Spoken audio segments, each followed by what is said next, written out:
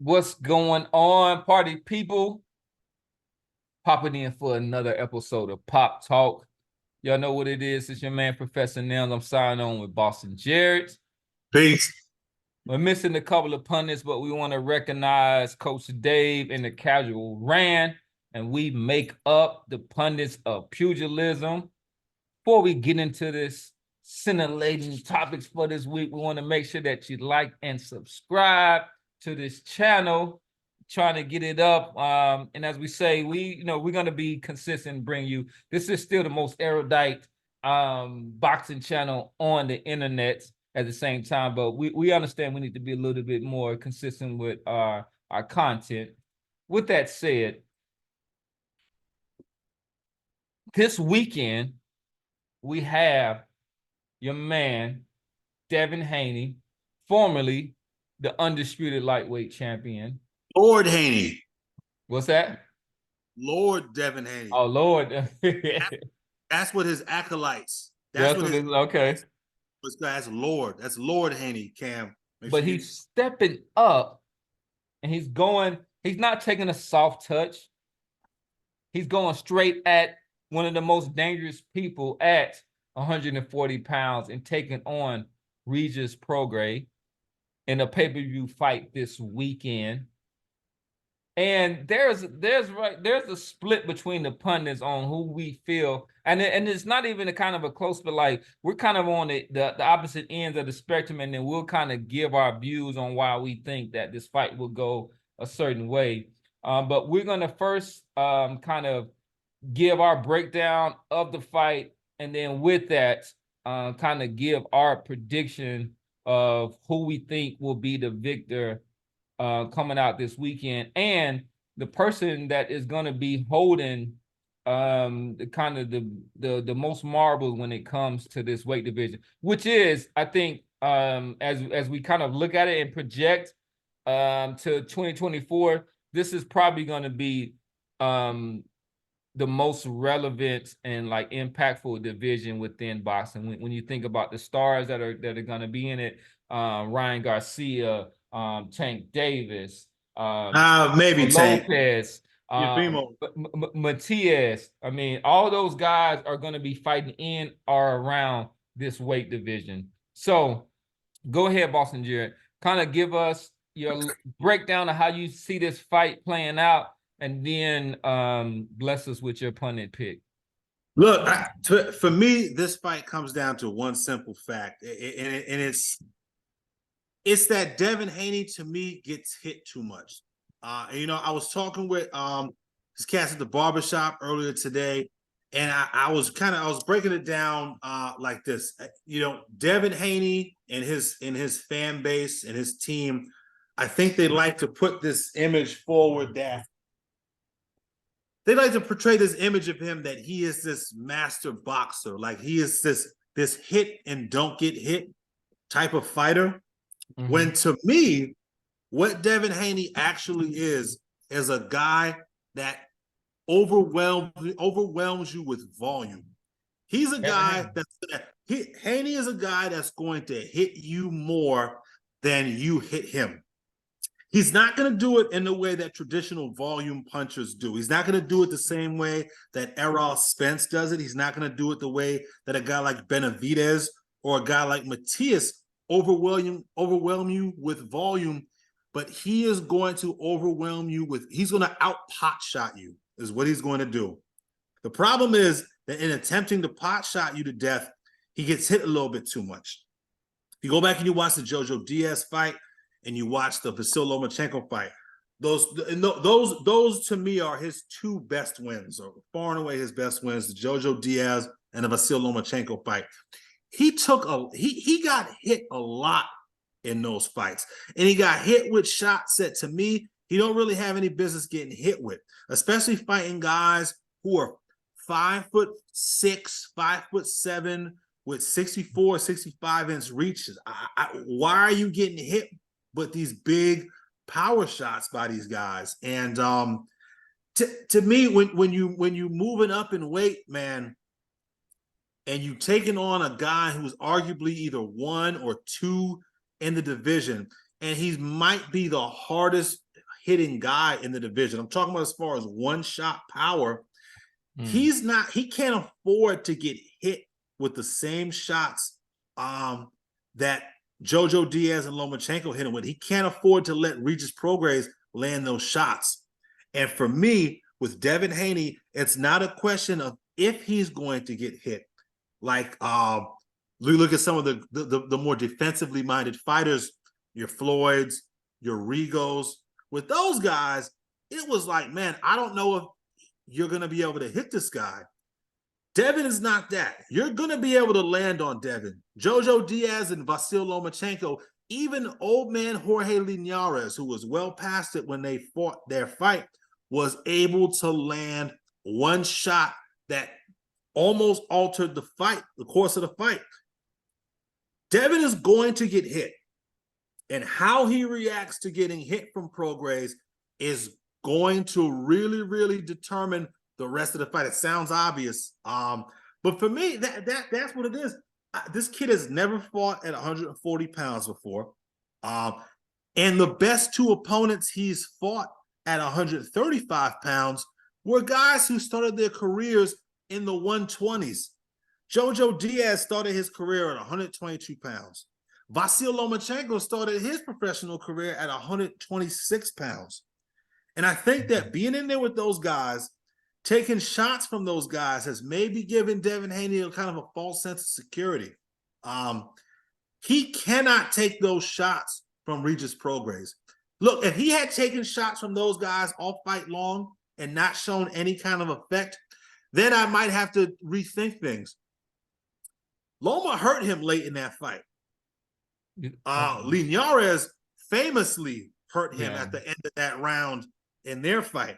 I think Regis Prograis is a much more devastating puncher than either of those guys. This is the hardest hitting guy he's fought, and he's not responsible enough defensively for me to pick him to win this fight. Wow. I was hoping you was going to jump in there at one point, but no. I mean, that's a narrative that I'm a little bit surprised of. But I mean, a lot of times there are fighters who we, just because of their reputation and other things, and even their kind of style of boxing and stuff like that, that we automatically feel that they are these boxers who are who don't get hit. So you said that you thought his best performances were against Jojo Diaz and Lomachenko. No. I think those were his best opponents. His best opponents. Okay. His best performance is probably okay. the Linares fight. We can go to the tape, but I think earlier you might have said best performances, because I thought that he really showed something, particularly with his performance in his second fight against Kambosos or whatnot. I thought that was a really mature fighter who didn't get into the firefight, and he was somebody who. So one of my things about Haney is that I do think that for somebody who is kind of considered a master boxer, his feet are a little bit heavy for me. Even though he does good with kind of like circling and doing things, he doesn't get in and out as fast as I would like him to do. Haney or Prograis? What's that? Haney or Prograis? Haney. You think Haney's feet are a bit heavy? I do. Interesting. Okay, go ahead. I'm sorry. Go ahead. No, I mean, like, Prograis' feet are heavy. Like, he has heavy feet. But I think that if you really look at Haney, his feet are like, when you compare him to people like a Shakur Stevenson, or even like so I thought the reason that Lomachenko was able to pop his head back, I mean, demonstrably, is that Haney doesn't necessarily, sometimes it's because he has a wide stance, but his feet aren't as fast as you would think they are. I think that he takes advantage of his length and his distance and stuff like that. But his feet aren't, he doesn't have slow feet, but he doesn't have Floyd feet, and he doesn't have feet like Shakur Stevenson, and even somebody Exactly, or somebody like a Tank. Tank has very, very good feet. He can close the distance and he can get in and out very, very quickly, which is why I think Tank does not want that fight. But I did not like what I saw in Prograis' last fight at all. And I mean, and it's a little bit of recency bias, A but lot of it, I think. But go ahead.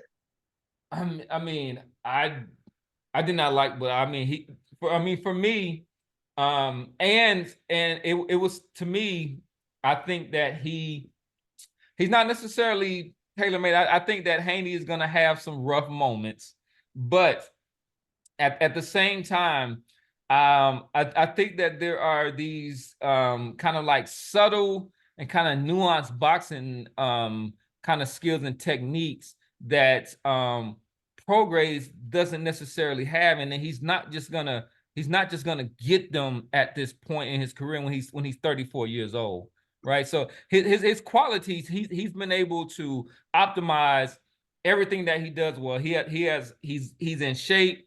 He's strong. He has a good engine. He has a good work rate. And all this. He's pretty durable, even though he got kind of dropped, in his last fight and stuff like that. So against somebody like a Josh Taylor, who is a good fighter, I don't want to discredit him, but he's somebody who will easily give away his height, and then he'll just kind of like box on the inside with you and stuff. Like those qualities are going to shine against a Josh Taylor, but against a disciplined Devin Haney, I think that he's going to be able to turn Prograis and be able to nullify that left hand by turning him, and also he'll be able to walk him into that right hand. And I think that his jab is going to be he's going to be the key. A lot of people, they think that the right hand is the straight right is the weapon against southpaws, which it is. But if you really want to control the fight and be a master fighter within there, your jab has to be working overtime, but jabbing to the head and to the body, i.e., like look at Floyd Mayweather when he fought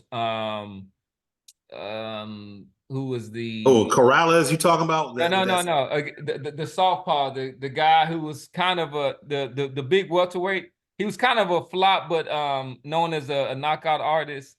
the big welterweight. Yeah, You well, know, it was a big strong. He was a guy that he it was when he came back. He was not Ortiz, Victor Ortiz. Oh, Victor Ortiz. Victor Okay. Ortiz or whatnot. So that was a master class. I don't know if y'all go back and watch that fight. I think it was the third round where Ortiz, and this was Floyd standing right in front of him. Like Floyd wasn't out there. Floyd stood right in front of this guy or that. And Floyd was actually, I thought maybe was kind of circling the wrong way, but he knew what he was doing. Well, he wasn't circling the wrong way. You know why? Because what is Victor Ortiz's primary weapon?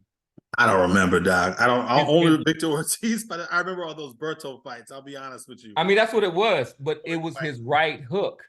So Okay. actually, Floyd was circling to his right, away from Victor Ortiz's right hook. But I think in the third round, Victor Ortiz landed 3 punches. And then Floyd landed like over 20 something. I mean, it was a master. Yeah, but that's the thing. Cam, and I'm not saying this is you, but there are a lot of Devin Haney's fans that like to draw these Floyd comparisons. He is not Floyd. He's not in any way, shape, or form Floyd. He don't have the tools in his tool bag. He don't have the experience. He doesn't have the high level amateur experience. And he doesn't have a high level amateur experience. No, this kid. I mean, he has This some, guy's been but not boxing the since same. he was 8 years old. Right, but Floyd Regis, went to the Olympics. yeah. I mean, that's true, but Floyd like, went to the Olympics and won a silver medal. So yeah, he's but not Floyd. He's not Floyd. he's So not. He's nowhere not. But close. like, Victor Ortiz was brought up to be a fighter. Like Regis didn't start fighting until I think he was around 17. 18, I believe 17. Okay, I'll just say started when he 19. was Probably be 17. 17 years old. 17, something like that. And I just think that there is you know, there's a certain amount kind of like muscle memory and all those things that he's just, you know, it's different when you are raised to be a fighter. It's like looking at Tyson Fury and the Deontay Wilder, which Deontay Wilder Okay. can, you know, detonate on him. But when it comes to just them in the ring, it's just it's certain thing. It's no way that he's gonna be able to catch up with with Haney's boxing IQ. You know, Even though just off a Jojo couple. Diaz, even though Jojo Diaz was able to land shots. No, but like Diaz is a fighter though. Like Diaz was born and raised to be a fighter. I understand that, Cam, but this is a guy started his career at 120. He is, and JoJo is a good fighter. I don't think Devin gets enough credit for that win, but JoJo is a guy who's 5'6" or 5'7" or something like that, and he was able to walk through everything Devin Haney threw at him. Devin Haney's was probably the biggest guy at 135. He was the biggest guy in that division, and JoJo walked through everything he threw and was able to land big left hands towards the end of that fight. Do you think if Haney, if Regis lands his best shots on Haney, and I say shots plural, I don't expect Devin Haney to fall to pieces after the first big shot. Do you think that who's the more durable guy here? Who can take whose best punches? Or more who's the more durable guy? I mean, so the thing is, I mean, has Haney? I mean, Haney has a reputation of having a shaky chin, but I wouldn't say shaky. He's gotten buzzed by small guys, so that's true. So maybe that's if you true. want to That call it I shaky mean, chin, maybe. but who was dropped in their last fight though? Regis ain't get died. It wasn't scored a knockdown. No, it wasn't was scored a scored. knockdown. He got it was one. They thought it should have been two or whatever, but he got scored a knockdown in All that right. fight against Zorilla. Well, I mean, but we All can. right. It's not on BoxRec. So he has no. Oh, No. I think you're right. I think it Nah, that wasn't wasn't scored a scored. I think knockdown. it I wasn't. don't think You're right he about got that. knocked out. You are right People about that. people are flocking to He that. got he got the no. That guy got dropped. I mean, the thing was, it was a flash knockdown. It wasn't that it was somebody that was hurt. It was a flash knockdown, but he definitely got dropped in his All last. right. Well, it might have been one of those Terrence Crawford knockdowns that didn't get it was definitely not scored a knockdown. Only 110-8 round in that fight, and it went to Regis. Because that was a legit knockdown. Yeah. So again, I ask you again, who do you think is the more durable fighter? Who can take whose shots? Regis, I mean, I would definitely take Regis out there. I would definitely take him. And to me, it's a no-brainer. I was asking you almost rhetorically because, like I said in the group chat, Devin Haney has never even fought anybody at 140 pounds. He's never fought anybody at 140 pounds, and his two best opponents, his highest level guys that he's beat, have been guys who started their careers at 122 pounds. And for JoJo, and 126 for Loma. Loma hurt this guy late in that fight with one punch. Now, JoJo never hurt Devin, I don't think, but JoJo landed some big left hands in that fight. He cannot, I don't think that Devin can take them shots. Now, Devin was sucking down to make that 135-pound weight limit, right? So if that affected his punch resistance, and now that he's gone up in weight, he's able to retain a little bit more water, maybe his punch resistance a little bit better, that might change things. But we have no idea. This guy's never fought anybody at that division. Regis is the defending champ, two-time defending champ. He's fought his entire career at that division. He's fought the top guys at that division. He's been able to hurt and stop the best guys at that division and take the best shots from guys in that division. So it's just, when I talk to these Haney fans and I tell them I picked Regis and they tell me, oh, you a hater and you gonna see it, you don't believe, it's like, yo, fam, it's like I said, I don't believe in Devin. I think Devin is a good fighter. It's just that I don't think he can beat Regis. Can he? Go ahead. No, I mean, to me, I think that Regis is a good fighter. I think that Devin has the potential to show that he can be a great fighter. See, I'm glad you said that. I'm glad you said that because he has had his chance. And I was on this show before that in that Loma buildup, and I told y'all he was going to beat Loma's ass and he was going to make that shit look easy. Yeah. And I said this was going to be Devin Haney's chance this was going to be his breakout moment. Not the Kambosos fight, because the Kambosos fight was easily written off. Kambosos was a guy, to me, is a C plus, B minus level guy. Super limited. Caught Tio on a bad night. It's my opinion, right? He got undisputed beating Kambosos. Loma was his chance, and he blew it. I had him winning that fight, to be clear, for people in the audience. I had Devin winning that fight. Those rounds were way more competitive than I had anticipated them being. And the fact that he wasn't able to drop Loma, I mean, Jorge Linares was able to drop this guy. Luke Campbell. I mean, it was a perfectly timed right hand, and you know. But you telling me Loma, Devin Haney, with all this sublime boxing ability, he couldn't line Loma up for a perfect right hand and drop this guy? Like, the guy even without dropping him. Go ahead. The guy has a 40% like knockout, rate or whatnot. He has, and Jorge, like when it comes to his wins, is way over that. He's the thing about Haney, which is I'm surprised because I'll go ahead and just kind of talk about Coach, what he's been saying. He's predicting a knockout. I don't think crazy. He's predicting a knockout by Haney over Prograis, and I was like, this guy has never shown that. And even when they did the face off, Haney even had to kind of laugh because Prograis was just like, man, can you even name any of the guys that you knocked out? And Haney started laughing. Haney just started laughing. Was like, you got me there because he's just not that dude. So I mean, and that's one thing I want to be clear in, that when I think that some people, when I was kind of comparing him to Floyd, but I was just kind of comparing certain characteristics. But okay, mark my word, Floyd at lightweight was taking people out. Yeah, he was totally different fighter. He was plenty of power at 130. And even at 140, I actually think that he didn't fight there long. No, he didn't. But I thought 140 was his best. I thought it was his perfect for his like size, speed, power, and all that. I thought that was his perfect weight class. I thought even though he was successful at 147, I thought he was just a little bit too small to really knock out, those top guys. He could get respect and all that, but at 140, I thought that he was, could be a menace. But there was some people in that weight class maybe he didn't want to mess around with.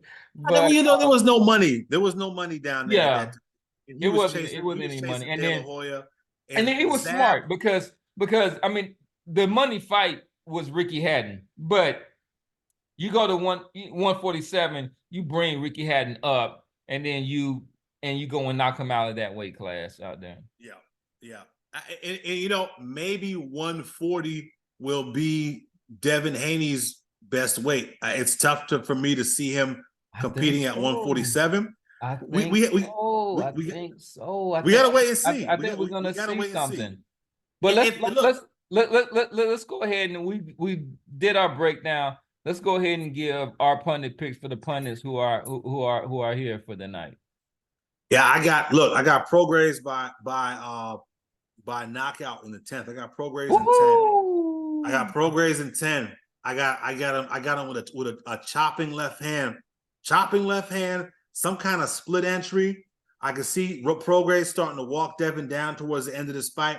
And Devin, with one of them stab jabs, planting his feet getting a little bit too wide, overcommitting to the jab. And I can see Prograis just slipping that jab, and sending the left hand right into Haney, right on the top of Haney's forehead, and either hurting Haney very, very badly, dropping him, and then getting him out of there after that. I think that's top and left hand. That's a convincing argument. And one thing is about, we were talking about knockout percentage. So Progress has an 83% knockout percentage in his, so he's somebody who will get you out of there.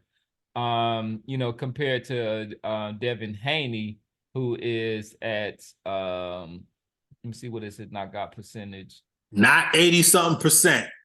It's exactly 50. I said less than 50, but so he's got 30 fights, 15 KOs, but he hasn't, and it ain't getting higher. He hasn't seen, so he retired Abdulayev in 2019. So it's been 4 years. Abdulayev, that's right. Abdulayev, yeah, in 2014. So he retired him. So, and this was at a this was at lightweight. So I am going to, even though you draw up a compelling narrative, particularly with the kind of boxing sequence that you talked about, where I could see Haney getting caught in there. And I'm gonna say that, like, I think that Haney's gonna have to get through a few shaky moments, but I'm gonna go with a unanimous decision for Devin Haney, and he is going to. And then at first, I don't think it's gonna be this kind of, and I kind of commented in our thread that that he's gonna put on his boxing clinic. I don't see that. Actually, I think that Prograis is gonna be super motivated. He understands that this is the opportunity. He even feels that if he gets this knockout, that he'll be the face of boxing. And I don't think that. I don't think that's true, but I think that in his mind that he feels that way. So I think that his motivation, and to be honest, I don't think that Progress is going to fill this void, but there is a void, right? Like, there is not a clear-cut face of boxing right now, right? So I mean, some people may say it's Alvarez, Canelo Alvarez or whatnot. Oh, but yeah, Canelo or Tank. Yeah, he's somebody. Yeah, so it's like it's Tank, and then some people can make the argument that is Bud, that is Terrence, like Bud Crawford. I mean, it's hard, saying, based on those. I think Tank but of Canelo. It's not clear cut when Oscar De La Hoya. Well, first it was Mike Tyson, and then it was Oscar De La Hoya. Then it was Floyd. Then Floyd retired. Then it was Manny, and then kind of Floyd came back. But it was very clear during those times who was the face of boxing. Yes. At this time. Right now, I don't. I think that, and Tank can actually, his pay-per-view numbers are starting to rival Alvarez. He's had one good performance. And it was with Ryan Garcia. But you think Devin is on his way to becoming the face? They've sold 19,000 tickets out there in Oakland. I mean, I've been talking to some of my people out there in Oakland. Like, there's a buzz out there. Like, there's a legit buzz out there. A buzz that guys like Andre Ward could never ever generate out there. There's a real buzz out there, they're saying. I'll say this, and then we'll kind of conclude off of this, is that he is not taking on the role of kind of America's kind of darling. He's not somebody that necessarily came up through the Olympic ranks and stuff.